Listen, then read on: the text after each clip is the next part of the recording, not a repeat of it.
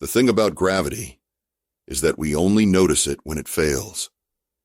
When it's there, doing its job, keeping your boots on the ground and your coffee in your mug, nobody gives it a second thought. But the moment it betrays you, that's when you realize just how much of your existence depends on that invisible force. I've been thinking about gravity a lot these days. 372 days, to be precise. That's how long I've been stationed at Gravity Tower 19, maintaining the artificial pull that keeps Deimos Station from drifting off into the void. Deimos isn't much, just a dead moon orbiting a dead planet circling a dying star at the edge of what folks still bother to map. But it's strategically positioned along what used to be a busy trade route, before the Treaty of Dust redirected commerce through the core worlds. Now it's just me, this tower, and whatever passes by in the black. The company sends a supply ship every 60 days.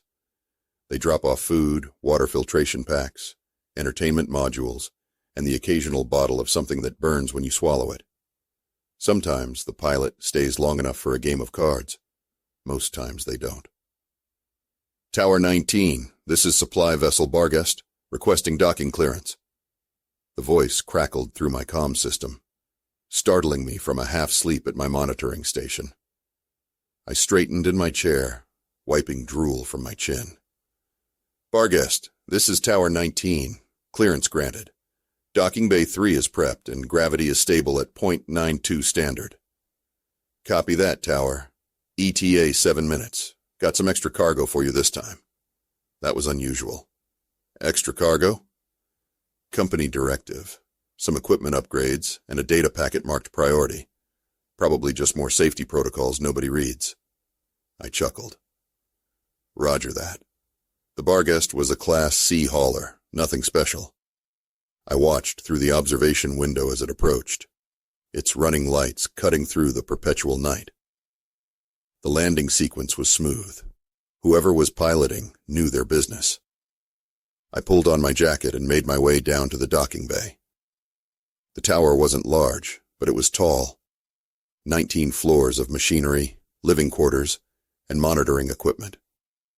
The gravity generator itself occupied the bottom 5 levels, a massive tangle of technology that I understood just enough to maintain, but not enough to explain.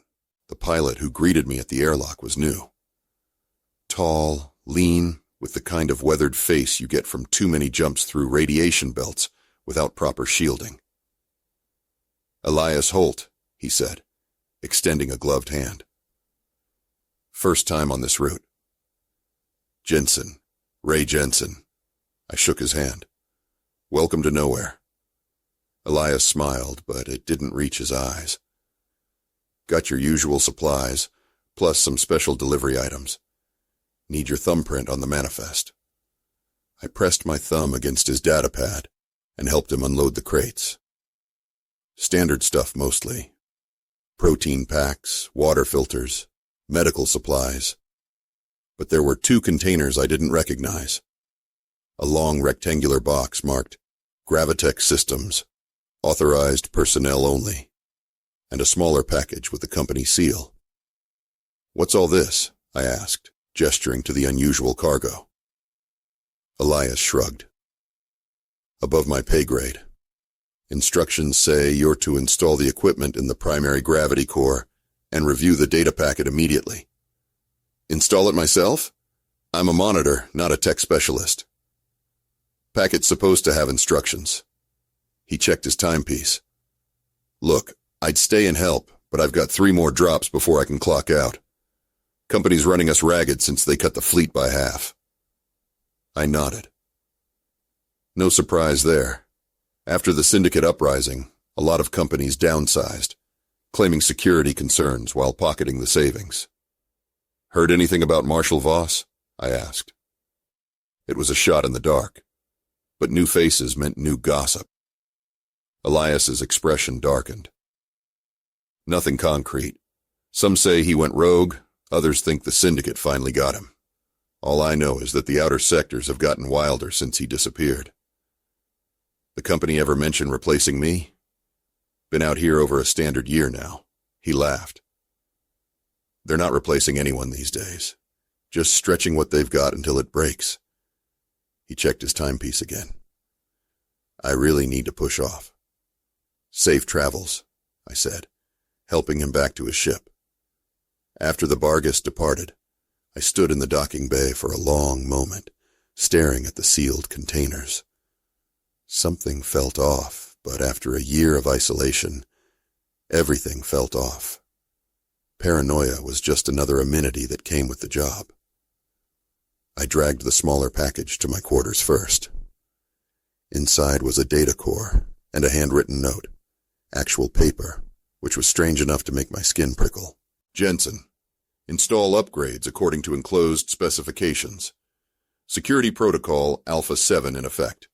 No communications regarding installation. Confirm completion via encrypted channel only. Operations. The data core contained technical schematics for the gravity core modifications and a security brief that made my blood run cold. According to the report, 3 gravity towers in the sector had experienced catastrophic failures in the past 6 months. The company suspected sabotage, possibly connected to the growing unrest in the outer rails. The technical instructions were complex, but clear enough. I needed to install a secondary failsafe system that would prevent remote override of the gravity controls.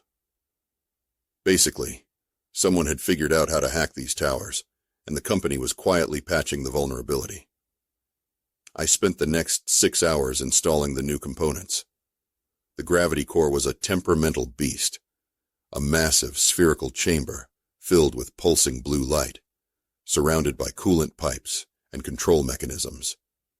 The technology was older than me, dating back to the Great Exodus, when humanity scattered from Earth in city ships.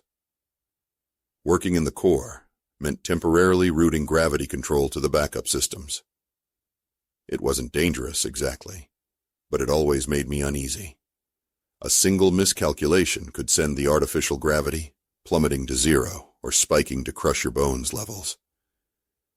Initiating backup systems, I muttered to myself, fingers dancing across the control panel. Primary core going offline in 3, 2, 1. There was always a moment, just a fraction of a second, when the gravity shifted during the transfer. A slight feeling of weightlessness, like missing a step on a staircase. I'd grown used to it over the months, but this time felt different. Longer. Like the world held its breath for 2 heartbeats instead of 1. I frowned, checking the readings. Everything looked normal. Backup systems were functioning at optimal levels. I shook off the unease and continued with the installation. The new components fit perfectly into the designated slots, almost too perfectly, as if the core had been designed with these upgrades in mind all along. I followed the instructions meticulously, double-checking each connection. When I finished, I initiated the transfer back to the primary system. Again, that strange, extended moment of weightlessness. This time I was certain. It lasted nearly 3 seconds. Long enough for my tools to drift upward from the workbench before clattering back down. I checked the readings again. Nothing unusual registered. The system reported a clean transfer with no anomalies. Getting jumpy in your old age, Jensen, I muttered, packing up my tools. That night, I dreamed of falling. Not the sudden, jerking fall that usually startles you awake, but a slow, graceful descent through an endless void. In the dream, I wasn't afraid, just puzzled, wondering when I would reach the bottom, or if there was a bottom at all. I woke to the sound of metal scraping against metal. The noise came from somewhere below my quarters, a long, deliberate screech that set my teeth on edge. I checked the time. 0317 hours. The environmental systems shouldn't be cycling at this hour. I grabbed my flashlight and sidearm, standard issue for all tower personnel, though I'd never had reason to use it, and stepped into the corridor. The tower operated on a simulated day-night cycle, so the lights were dimmed to a soft blue glow. Everything looked normal, but that sound. There it was again. Closer now. Like something heavy being dragged across the floor. "Hello?" I called out, immediately regretting it. If there was an intruder, I'd just announced my position. No response. Just the soft hum of the tower's systems and my own breathing. I made my way down to the monitoring station on level 12. All systems showed normal operation. External sensors detected no vessels within range. Internal sensors showed no movement except my own. I was about to chalk it up to the settling of an old structure when the gravity failed. One moment I was standing at the console. The next I was floating, my stomach lurching as everything in the room, including me, lifted gently into the air. My flashlight slipped from my fingers, spinning lazily above my head. Papers, styluses, a half-empty coffee mug, all suspended as if frozen in time. "Emergency systems engage," I shouted, but nothing happened. The backup should have kicked in automatically. I grabbed for the console, managing to snag the edge with my fingertips. I pulled myself down and activated the manual override. Nothing. I tried the emergency protocols. Still nothing. And then, as suddenly as it had failed, gravity returned. Everything crashed to the floor, including me. I landed hard on my side, pain shooting through my shoulder. The coffee mug shattered, sending lukewarm liquid and ceramic shards skittering across the floor. The monitoring systems came back online, blinking and beeping as if nothing had happened. According to the logs, gravity had failed for exactly 27 seconds. That was impossible. The backup systems should have engaged within milliseconds of a primary failure. There should never be a complete gravity loss, not even for a second. I ran a full diagnostic. Everything checked out. No failures, no anomalies, no explanation for what had just happened. I spent the rest of the night reviewing the security footage, but the cameras had glitched during the gravity failure. 27 seconds of static, and then normal operation resumed. By morning, I'd convinced myself it was a system hiccup related to the new installation. The components needed time to fully integrate with the older technology. I sent an encrypted message to operations reporting the successful installation and the minor gravity fluctuation, which I attributed to the integration process. Their response came within the hour. Fluctuation within acceptable parameters. Continue monitoring. Report any further incidents immediately. That should have reassured me. Instead, it left me with a nagging sense of unease. The company rarely responded so quickly, and they never dismissed potential system failures so casually. I tried to go about my normal routine. Checked the external sensors, monitored the comms for any transmissions, performed the daily maintenance tasks that kept the tower functioning. But I couldn't shake the feeling that something had changed. That during those 27 seconds of weightlessness, something had happened that I wasn't seeing. That night, the noises returned. Metal on metal, but with a new sound. A wet, sliding quality that made me think of the time I'd found a dust well rattler shedding its skin behind the water recycler on my parents' moisture farm. I grabbed my gun and flashlight again, determined to find the source. This time, I headed down instead of up toward the gravity core. The sound grew louder as I descended, echoing through the stairwell. Level 6, 5, 4. The scraping stopped, replaced by a rhythmic thumping that seemed to come from inside the walls themselves. "Who's there?" I called out, my voice bouncing back at me from the metal surfaces. The thumping stopped. I reached the core level, the massive door sealed as I'd left it the day before. The security panel showed no entries since my maintenance work. I entered my code, and the door hissed open. The gravity core looked the same, the spherical chamber pulsing with blue light. The new components I'd installed nestled among the old. But something felt different. The air seemed thicker, charged with an energy I couldn't name. I did a complete circuit of the chamber, checking each system, each connection. Nothing out of place. Yet the unease remained, a persistent itch at the base of my skull. As I turned to leave, the lights flickered. Just once, a brief dimming that lasted less than a second. But in that moment, I could have sworn I saw a shadow move across the core, not cast by anything, but moving independently, like a living thing. I froze, gun raised, flashlight beam cutting through the restored light. Nothing there. "You're losing it, Jensen," I muttered, lowering the gun. "Next thing you know, you'll be having conversations with the coffee maker." I returned to my quarters, but sleep eluded me. Every creak of the tower, every distant hum of machinery, set my nerves on edge.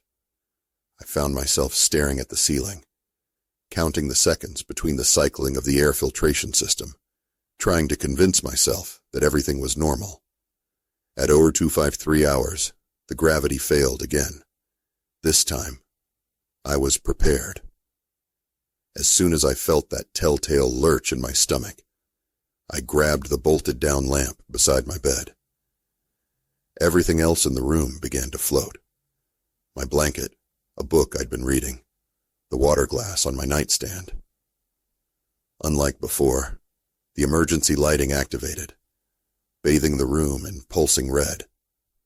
A computerized voice announced, "Gravity failure detected. Backup systems engaging." But the backup systems didn't engage. I remained weightless, clinging to the lamp as my body tried to drift toward the ceiling. "System override," I called out. "Authorization Jensen Alpha 97. Nothing happened. The computerized voice continued its useless warning as I pulled myself hand over hand toward the door. I needed to reach the manual backup controls on level 10. The corridor was disorienting in 0G, the pulsing red emergency lights creating shifting shadows that seemed to move independently of any source. I propelled myself forward using the handrails that lined the walls, designed for exactly this scenario. That's when I heard it, a sound no machine could make, a low, rumbling growl that seemed to come from everywhere and nowhere at once. I froze, floating in the middle of the corridor, my heart hammering against my ribs. "Hello?" My voice sounded thin, frightened. "Is someone there?" The growl came again, closer this time, followed by that wet, sliding sound I'd heard earlier. I shone my flashlight down the corridor. The beam caught something moving at the far end. A darkness deeper than the shadows, flowing like liquid across the floor, then up the wall, defying the lack of gravity. It wasn't human. It wasn't anything I recognized. Before I could process what I was seeing, gravity returned with a vengeance.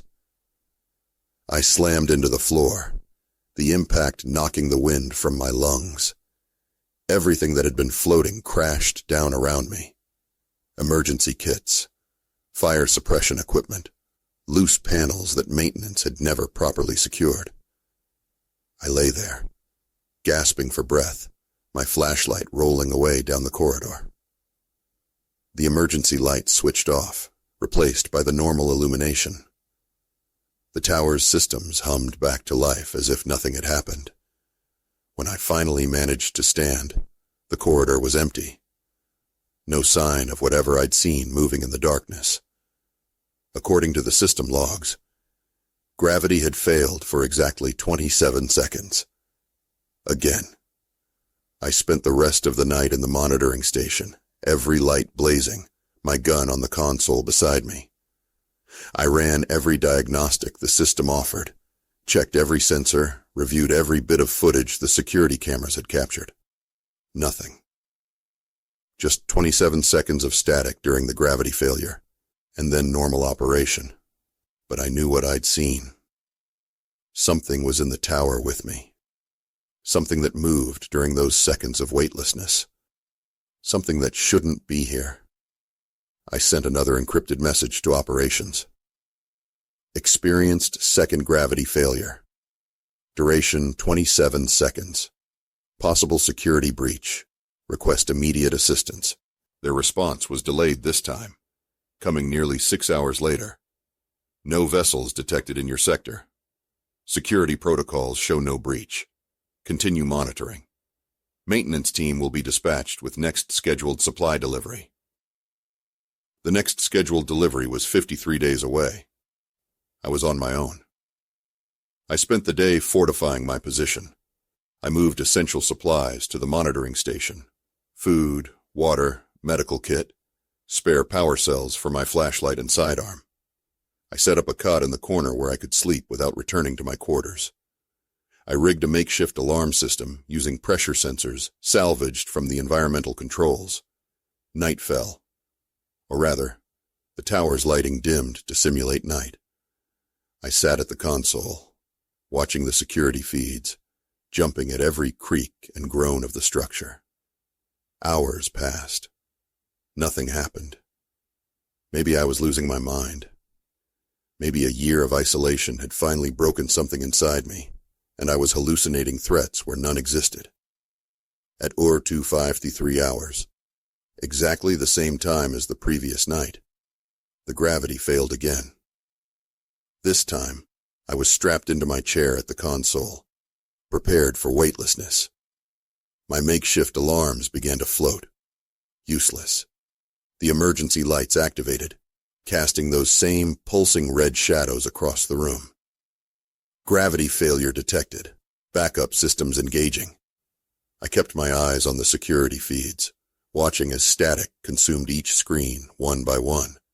Whatever was happening interfered with the tower's systems in ways I couldn't explain. That's when I heard it.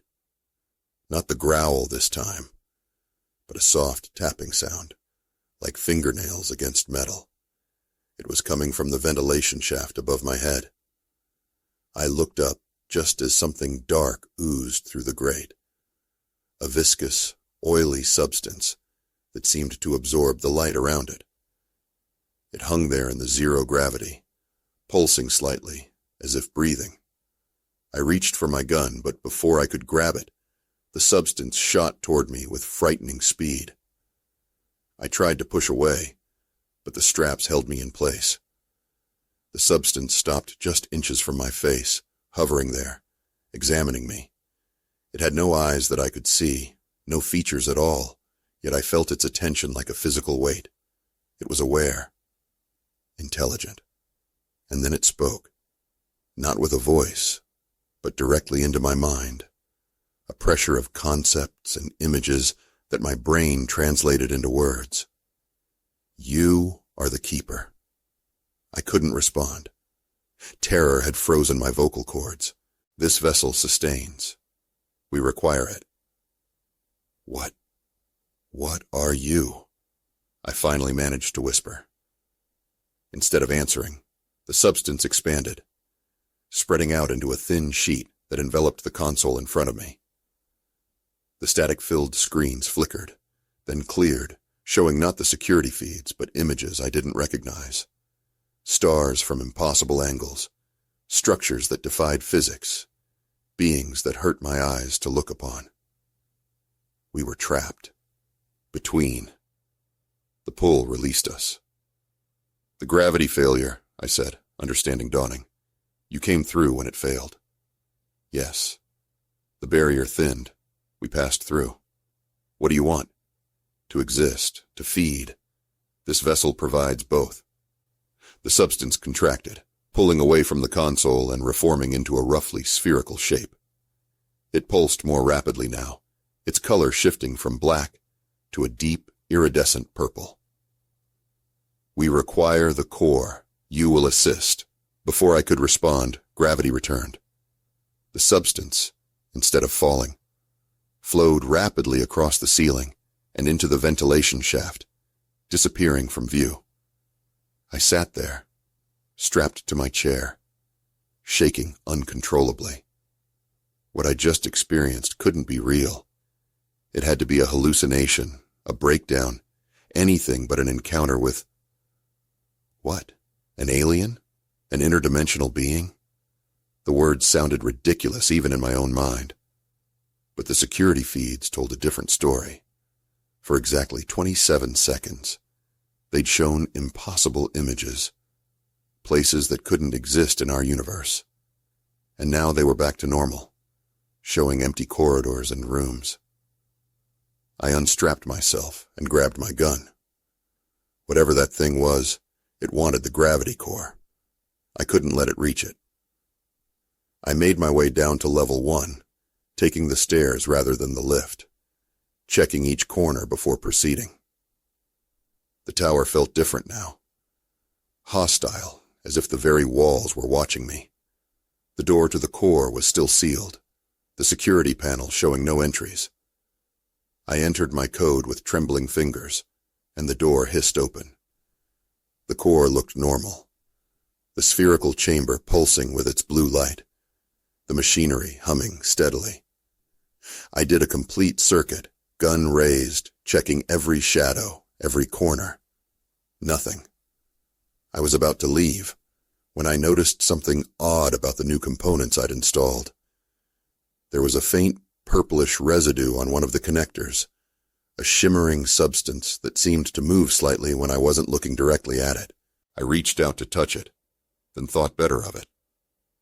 Instead, I took a sample container from the maintenance kit and carefully scraped some of the residue into it.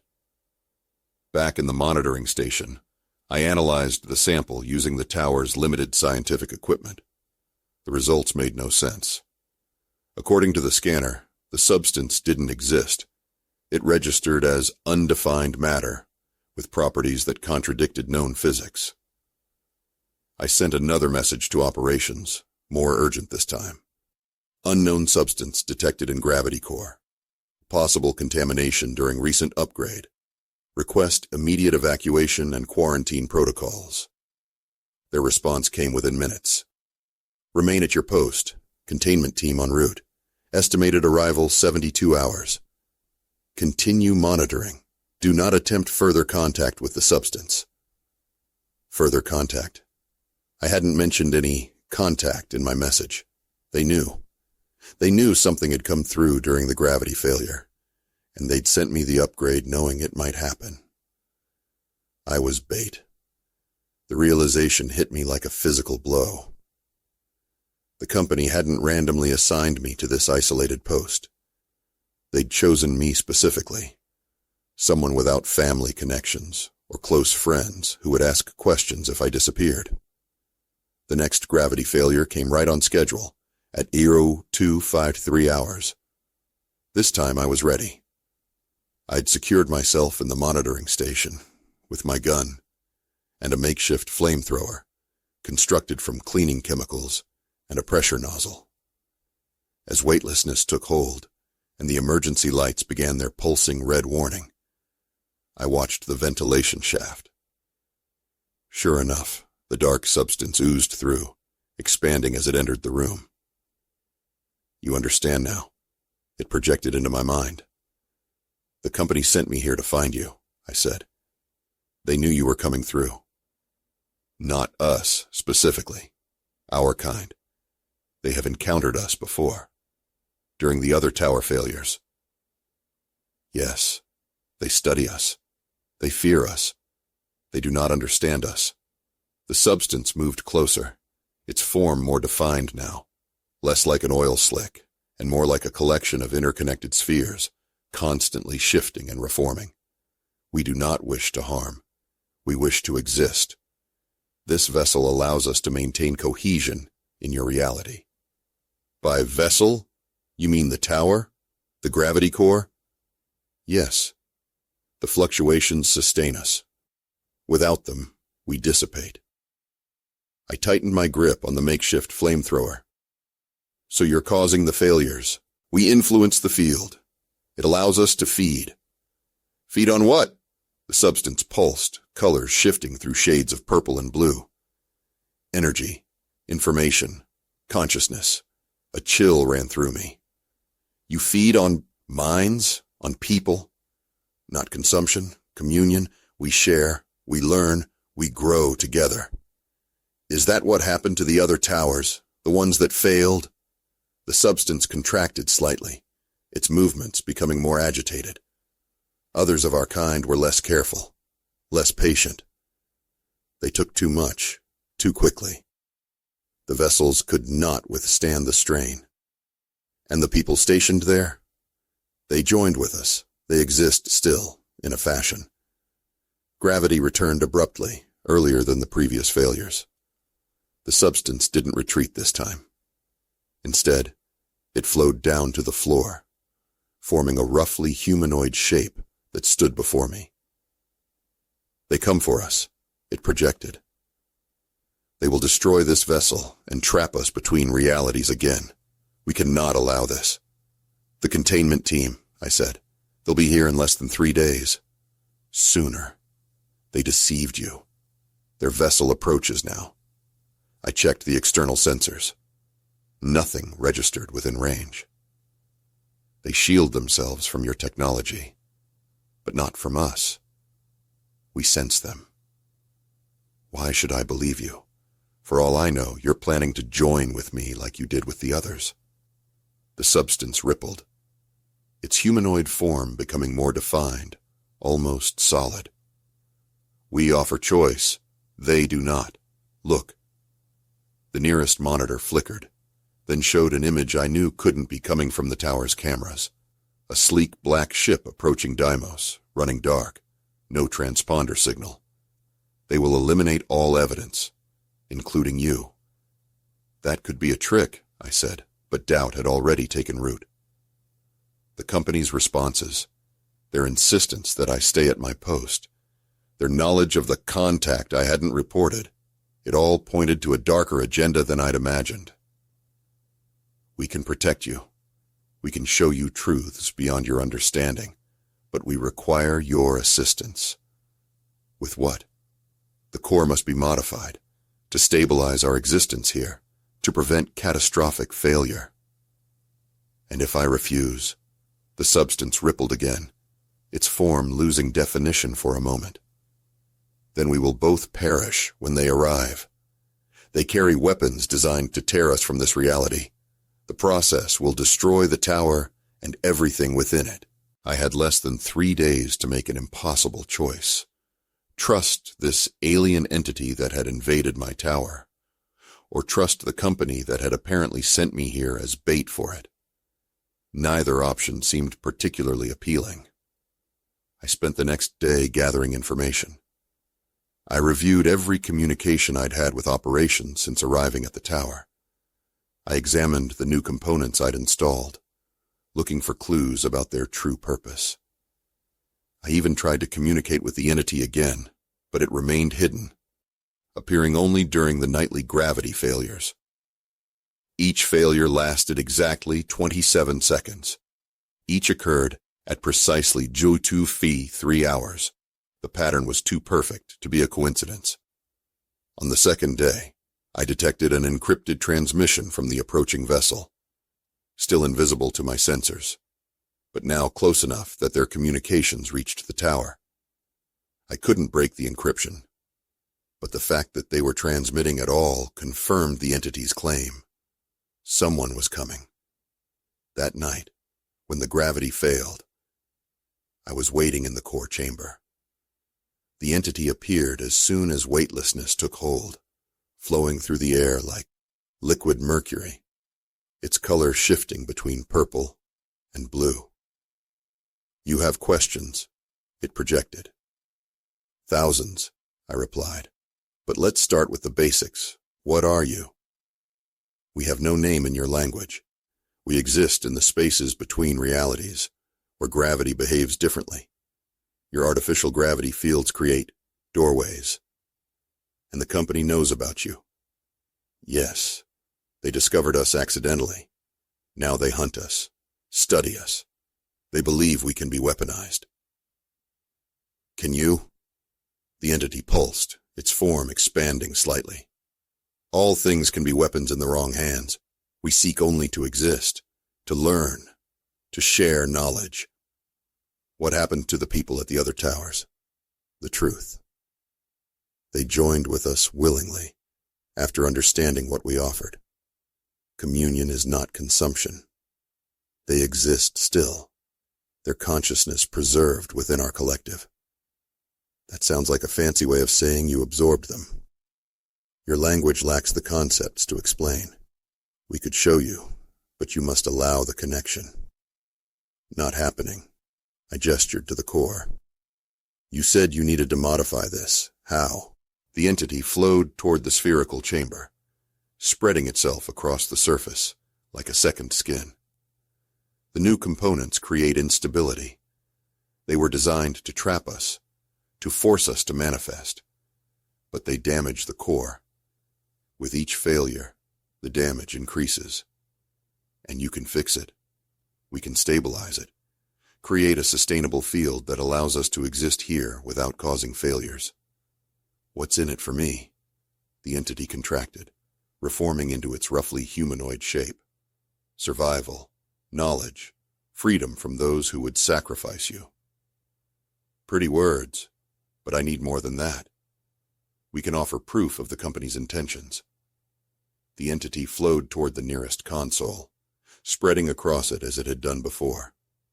The screen flickered, then showed an internal company communication, one I shouldn't have been able to access. Project Gravity Well, Phase 3 Implementation. Subject, Tower 19, Jensen Raymond. Containment team dispatched following confirmation of entity manifestation. Subject has performed as expected, creating optimal conditions for entity emergence through installation of modified components. Recommend full quarantine and retrieval of both subject and entity for further study. Tower to be decommissioned and evidence eliminated per standard protocol. Note: if entity has achieved communion with subject, extreme caution advised. Previous incidents indicate enhanced abilities and resistance to standard containment measures. Authorization. Operations Director Kale. Kale, as in Lyra. Kale, the ex-lawbringer turned outlaw medic, was running company operations. That couldn't be right. Unless the rumors about her hidden agenda were true, that she'd never really left the system's power structure, just gone underground. This could be fabricated, I said, but my voice lacked conviction. We cannot create information that does not exist. We can only reveal what is hidden. Gravity returned, and the entity retreated, flowing back into the ventilation system. The screen returned to its normal display, but I'd seen enough. I spent the rest of the night weighing my options.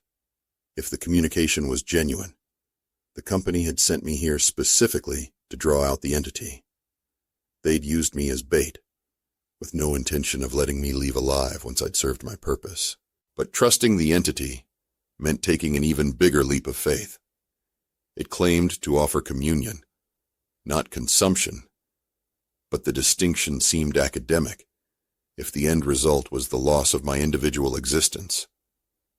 By morning, I'd made my decision. Not because I trusted the entity, but because I definitely didn't trust the company. And sometimes, the devil you don't know is preferable to the one you do. When the containment team arrived, I was ready. Their ship docked without authorization, overriding the tower's security protocols with ease. 6 figures in sealed environmental suits emerged, carrying weapons I didn't recognize. Long, slender devices that emitted a soft purple glow. I watched them through the security feeds as they methodically swept the tower, level by level. They didn't communicate verbally, using some kind of internal system instead. Their movements were practiced, efficient. They'd done this before. I waited until they reached level 10 before initiating my plan. With a few keystrokes, I activated the modified gravity protocols the entity had helped me create. The changes were subtle, undetectable to standard monitoring, but profound in their effect. The gravity didn't fail this time. It changed. Throughout the tower, localized gravity fields began to fluctuate independently. In some areas, gravity increased to twice normal levels. In others, it reversed direction, turning floors into ceilings. In still others, it shifted sideways, making walls into floors. The containment team was caught unprepared. 2 of them were crushed against the ceiling, when gravity in their section suddenly quintupled. Another was flung down a corridor when gravity reversed. The remaining 3 managed to activate some kind of personal gravity devices that kept them anchored, but they were separated, disoriented. Now, the entity projected into my mind. I sealed the bulkheads, trapping each team member in a separate section of the tower. Then I began to vent atmosphere from those sections, one by one. It wasn't murder, I told myself. It was self-defense. They had come to decommission me along with the tower, to erase all evidence of what had happened here. One by one, the suited figures collapsed as their oxygen ran out. Their suits protected them from the vacuum, but couldn't generate breathable air indefinitely. Within an hour, all 6 were unconscious. I restored atmosphere to the sections and gravity to normal levels. Then I went to collect their weapons and communication devices. I needed to know who they were and what they'd been told about their mission. The team leader's suit bore a small insignia I recognized from old news reports. A stylized Talon grasping a planet. Talon Division. They weren't company security at all. They were military, or what passed for military, since the Treaty of Dust had supposedly disbanded the old power structures. I removed the leader's helmet. She was young, younger than I'd expected, with close-cropped hair and a face that might have been pretty in another context. Her eyes fluttered open as oxygen returned to her lungs. "You've made a mistake," she gasped. "You don't understand what you're dealing with." "I understand enough," I replied. "The company sent me here as bait. They knew about the entities. They wanted to study them." She laughed weakly. "Is that what it told you? That we're the villains in this story?" She struggled to sit up. "The entities aren't some misunderstood cosmic travelers, Jensen. They're parasites. They consume consciousness. Everyone they've joined with is gone. Their bodies left empty. Their minds absorbed. The company communication was probably fabricated. These things can access information, manipulate technology. They're not just matter from another dimension. They're intelligent, predatory." I hesitated, doubt creeping in. "Why should I believe you?" "Because I'm still breathing." She gestured to herself. "If you were really working for some evil corporation, why keep me alive? Why not just vent my section to vacuum and be done with it?" She had a point. "The entities first appeared after the Crimson Horizon incident," she continued. "A military experiment gone wrong. You've probably heard the rumors. What you haven't heard is that the experiment was trying to create a stable wormhole. Instead, it tore holes in reality itself. And these things came through." She nodded. "At first, we thought they were just a strange form of energy. Then people started disappearing. Not dying, disappearing. As if they'd never existed. Records erased, memories altered. Only those of us with special training could remember them." "That's convenient," I said, but my conviction was wavering. "The entities feed on information, on memory, identity, history. They don't just take over bodies. They erase people from existence itself." She lies. The entity projected into my mind. "They fear what they cannot control." The woman's eyes widened. "It's here, isn't it? In this room with us." I didn't answer, but I didn't need to. She could read it on my face. "Listen to me, Jensen. These things manipulate. They find your doubts, your fears, your resentments, and they use them. Whatever it's promised you, it's a lie. We offer truth. We offer freedom. It's in your head already, she said, her voice urgent. That's how it starts. Small suggestions, doubts about your allies, promises of knowledge, of power. By the time you realize what's happening, it's too late. I backed away from her, my hand going to my temple. The entity's voice did seem louder now, more insistent. She will destroy us both. The weapon she carries can tear us from reality. The process will destroy this tower and everything within it. What weapon? I asked aloud. The woman's expression hardened. So you can hear it. You're further gone than I thought. She glanced at the device still strapped to her suit. That's not a weapon. It's a containment field generator. It doesn't destroy. It isolates. Lies. It will annihilate us. If I'm lying, why didn't I use it the moment I regained consciousness? She challenged. These entities fear the containment fields because they work. They prevent them from feeding, from spreading. I looked from her to the device and back again. Who was telling the truth? The entity that had shown me company communications and warned me of the approaching team? Or this woman who claimed to be protecting humanity from interdimensional parasites? I need proof, I said finally. From both of you. The woman nodded slowly. Fair enough. Check my suit's data core. It contains footage from the other tower incidents. What really happened to the people stationed there? We can show you the truth as well, the entity projected. Allow us to connect fully, and you will understand. Don't do it, the woman warned. Full connection means full consumption. You'll cease to exist as yourself. I retrieved the data core from her suit and connected it to my tablet. The footage was grainy, obviously recorded from helmet cams, but clear enough. It showed people, tower technicians like me, standing motionless, their eyes empty, their bodies moving with strange, fluid motions, and around them, shadowy forms that looked exactly like my entity. One clip showed a technician speaking, but the voice wasn't human. It was a chorus of overlapping tones saying, "We are many now.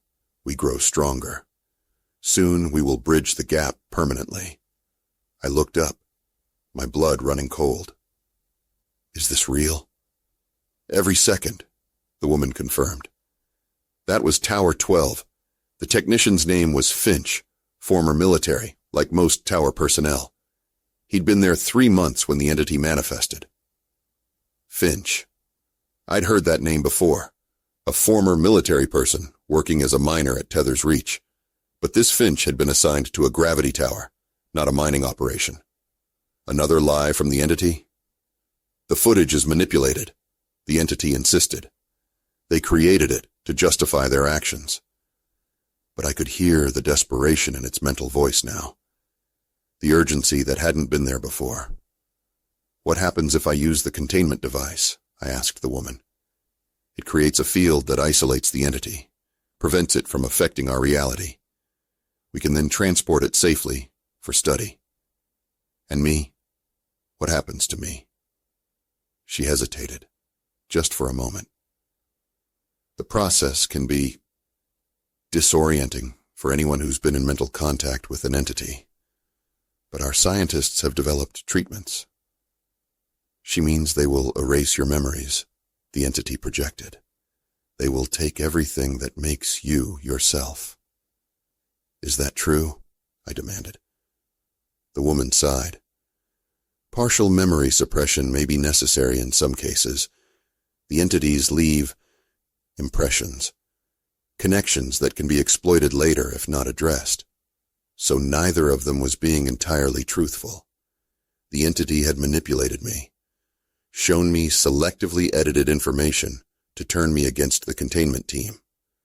But the team wasn't here to save me.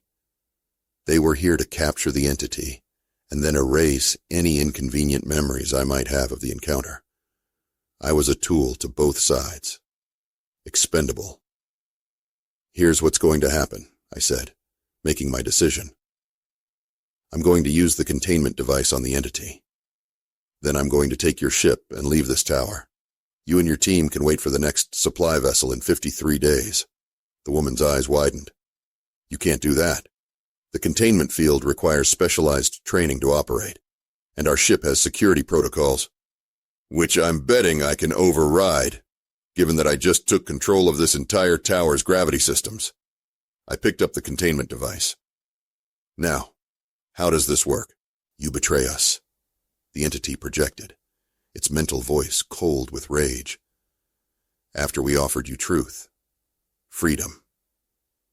You offered me manipulation, I corrected. You showed me what you wanted me to see, told me what you wanted me to hear, just like they did. I nodded toward the woman. Then we will take what we need.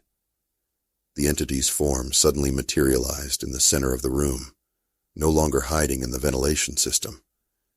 It had grown, its mass now filling nearly a quarter of the space, its color a deep, angry crimson. It surged toward me with frightening speed. I activated the containment device on instinct, pointing it at the approaching entity. A field of shimmering energy erupted from the device, enveloping the entity in a cocoon of purple light. It writhed within the field, its form distorting, stretching, trying to break free. You cannot contain us. The mental projection was so powerful it felt like a physical blow. I staggered back, nearly dropping the device. The woman was on her feet now, moving toward me. Increase the field strength. Turn the dial on the side. I did as she instructed, and the field brightened, constricting around the entity. Its movements became more frantic, more desperate. We are already inside you. With those final words, the entity collapsed in on itself, shrinking to a pinpoint of brilliant light, then vanishing altogether. The containment field remained, a sphere of purple energy now containing nothing, or so it seemed. Did it work? I asked, still holding the device steady. The woman checked a readout on her suit. Field is stable. Entity is contained, though in a compressed state. Don't deactivate the field, whatever you do. I nodded, then turned to her. Now, about your ship. She smiled, but there was no humor in it. You really think I'd let you take our vessel, after what you've done to my team? Your team came here to capture or kill me along with the entity. Don't pretend this was a rescue mission. It wasn't, she admitted. But it was necessary. These entities are an existential threat to humanity. They don't just kill individuals, they erase them from history itself. Every person they consume is not just gone. They never existed in the first place. So why keep me alive at all? Why not just blow the tower from orbit? Because we need to understand them, to fight them. And you've been in contact with one longer than anyone who's still themselves. Your memories, your experiences, they're valuable. Valuable enough to keep me breathing, but not valuable enough to leave me with my own mind intact afterward. She shrugged. The memory suppression is for your own protection as much as ours. The connections these entities form don't just disappear when they're contained. They leave echoes. People who've been in prolonged contact report hearing voices, seeing things that aren't there. The suppression treatment eliminates those echoes. I considered her words. Maybe she was telling the truth. Maybe the memory suppression really was for my benefit. But I'd had enough of other people deciding what was best for me. I'm still taking your ship, I said. You can explain to your superiors how you lost both your team and your vessel. Her expression hardened. That's not going to happen. She moved faster than I expected, lunging toward me with military precision. But I was ready. I sidestepped, using her momentum against her, and slammed her against the wall. The impact stunned her long enough for me to grab her sidearm. Like I said, I'm taking your ship. I locked her in one of the storage rooms, with enough supplies to last until the next delivery vessel arrived. Then I did the same with the rest of her team, placing them in separate sections of the tower to prevent any coordinated escape attempt. The containment device remained active, the purple field now secured in a specially shielded container from the team's equipment. I wasn't sure if the entity was truly contained or simply biding its time, but I wasn't taking any chances. Before leaving, I recorded a message explaining what had happened and transmitted it on all emergency frequencies. I included everything: the entity, the containment team, the apparent conspiracy that stretched from corporations to what remained of the military. I had no idea if anyone would believe it, but at least the truth would be out there. The team's ship was indeed secured with multiple layers of encryption, but after a year of maintaining complex gravity systems, the security protocols presented only a moderate challenge. Within 2 hours, I had control of the vessel and was plotting a course away from Deimos Station as the ship detached from the tower and accelerated into the void. I felt a strange mixture of relief and uncertainty.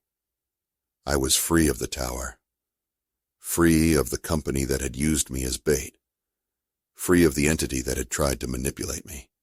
But where would I go? What would I do? The woman's warnings about echoes left by the entity's contact lingered in my mind. Was I truly free, or had the entity left something behind, some part of itself buried in my consciousness? I set course for the outer rails, where jurisdiction was murky and questions were few. With the containment team's credentials, I could move relatively freely for a while, at least until someone realized their team was missing. As the ship entered FTL, I heard it again, just for a moment, a whisper at the edge of my awareness. "We are already inside you." I shook my head, dismissing it as imagination, as the power of suggestion. The entity was contained. I was free. But in the darkness of space, with only the hum of the ship's systems for company, I couldn't help but wonder, when gravity fails, what else might slip through the cracks in reality? And how would we know if something had taken root inside us, growing quietly, patiently, waiting for the right moment to emerge? I set the ship on autopilot and checked the containment field one more time. The purple energy sphere pulsed steadily, supposedly holding the compressed entity within its boundaries. But as I stared at it, I could have sworn I saw my own reflection in its surface, distorted, changed, with eyes that weren't quite my own looking back at me. Just a trick of the light, I told myself. Just my imagination. But I didn't quite believe it, and somewhere in the darkness between stars, gravity continued its silent, invisible work, holding things together, or keeping them apart, with a force we only notice when it fails.